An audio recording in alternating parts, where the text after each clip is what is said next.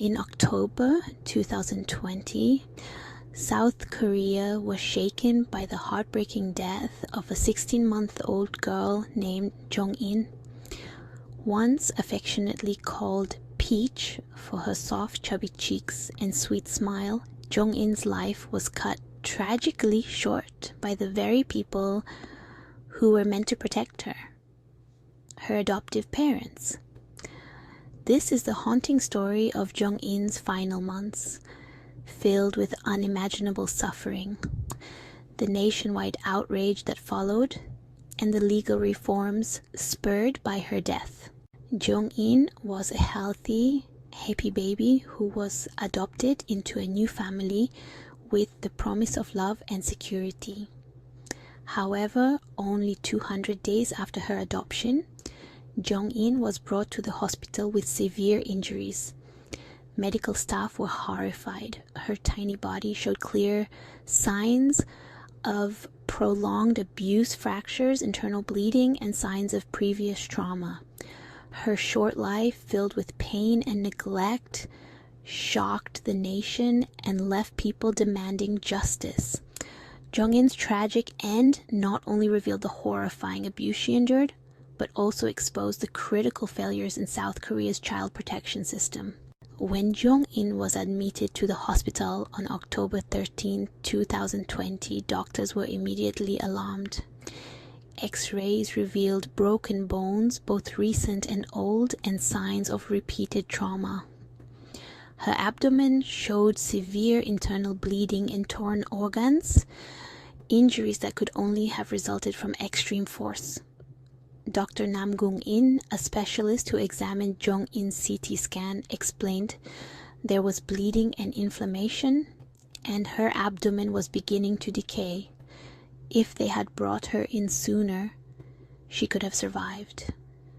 Tragically, Jong-in's adoptive parents had delayed seeking medical help until it was too late.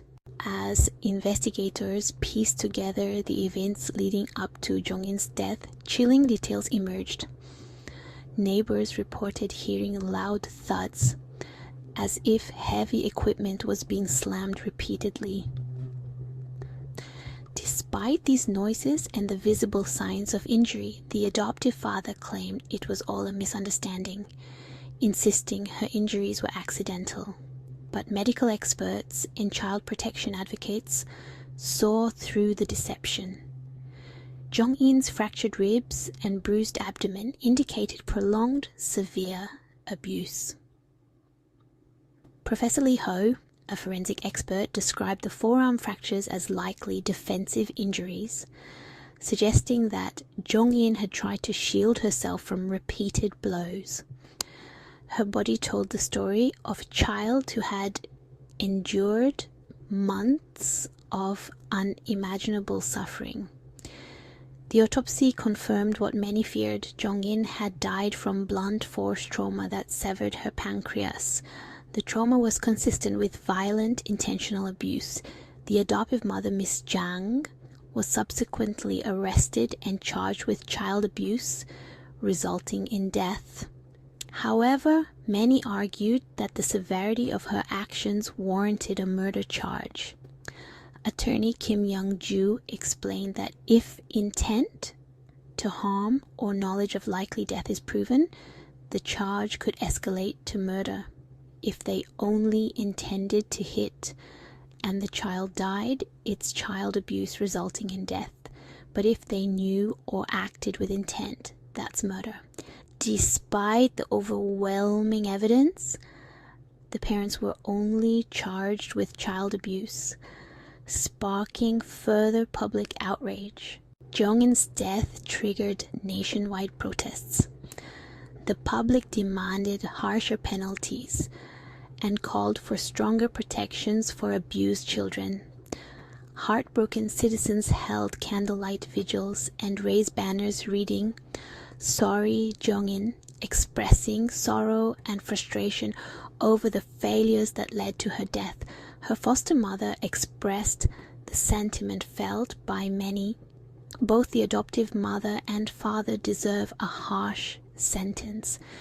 This is more than abuse. It's a tragedy that could have been prevented. People across South Korea were united in grief and anger, calling for a strong legal precedent to prevent future cases of child abuse. The more the public learned about Jong-in's final days, the more heartbreaking the story became. X-rays showed multiple fractures, some of which had begun to heal, indicating long-term abuse. Despite repeated calls to Child Protective Services and reports from daycare staff, authorities failed to take action. Neighbors and acquaintances shared stories of hearing screams, seeing bruises, and even witnessing the child's drastic weight loss. Psychologist Kim Tae-kyung pointed out the failings of the child protection system, emphasizing the need for real accountability. If the authorities had intervened, she might still be alive. Dr. Oh Eun-young, after reviewing the evidence, remarked on the preventability of the tragedy, calling it heartbreaking and avoidable. In response to public pressure, the South Korean government enacted the Jeong-In Act, a set of laws aimed at strengthening child protection protocols.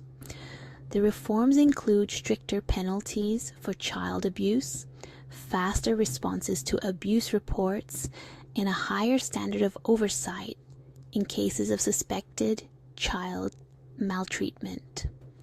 The Jeong-In Act became a turning point, marking the first time that public outrage had led to such immediate and sweeping changes in South Korea's child protection laws.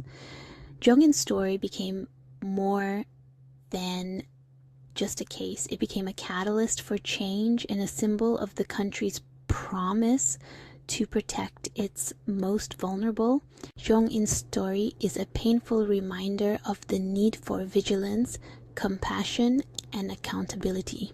Her short life, marked by unimaginable suffering, has inspired a movement dedicated to preventing further tragedies.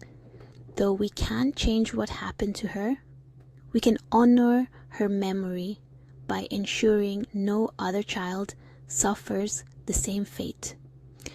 If you suspect a child is in danger, don't stay silent. Your voice could save a life. What are your thoughts on the tragic story of Jong-in? How can we better protect children from abuse? Share your thoughts in the comments below. Thank you for watching.